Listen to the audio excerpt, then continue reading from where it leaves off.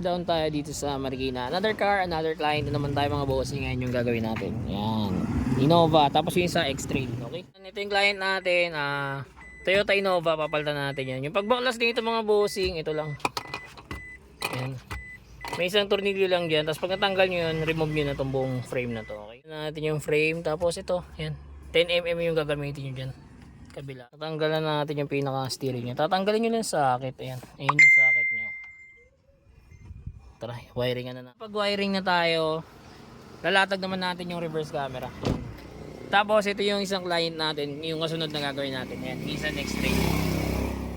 Iyan na, tapos na tayo mag-install mga kadiskarte. Ito, 9 inches Android sa Innova. Kasama pa rin sa package natin yung reverse camera. Yan, yung gagawin natin, next client natin yung nasa likod yung X-Trail. So, trying natin yung sunod.